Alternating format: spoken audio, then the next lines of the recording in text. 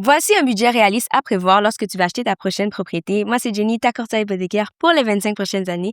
Imaginons que vous voulez acheter une propriété à 690 000 donc c'est un duplex environ à Laval. Le taux d'intérêt actuel, 4,15 sur 30 ans.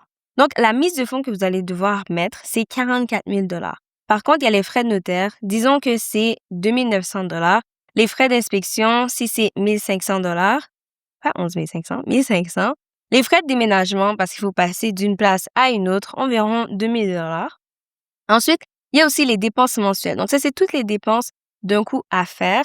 Donc, les dépenses mensuelles, l'assurance habitation, environ 250 On va dire que les taxes municipales et scolaires, c'est environ 500 Je trouve que c'est beaucoup.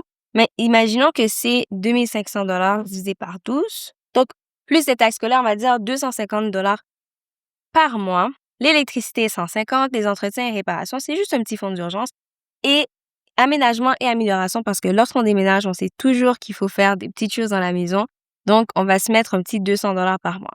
Le revenu locatif, on va dire que c'est 900 Il n'y a pas eu d'augmentation ça fait un petit bout. Donc, on va calculer le budget.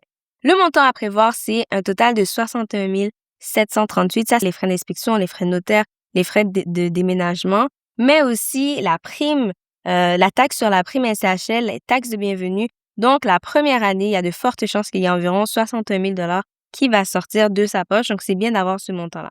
En termes de paiement mensuel, on a 3 258 de frais d'hypothèque.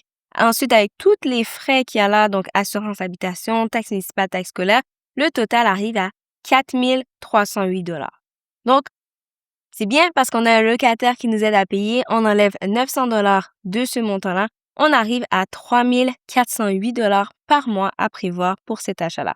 Des fois, j'entends des gens qui disent « Ah, mais je veux pas que mon locataire paye moins que moi. » Je vous dirais que 90% du temps, vous allez payer plus que votre locataire. C'est la réalité du marché aujourd'hui. Sur le long terme, ça va vraiment s'équilibrer. Par contre, ça va être difficile d'aller relouer cet appartement-là à 2 500 si on veut vraiment que ce soit presque ou 2150 pour que ce soit vraiment la moitié des dépenses mensuelles.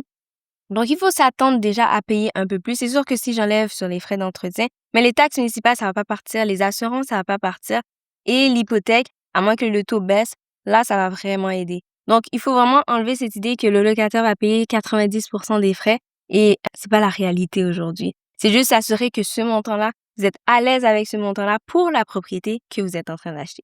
Si vous avez des questions, vous cherchez une courtière hypothécaire pour votre prochain achat, envoyez-moi un message et on va pouvoir regarder ça ensemble.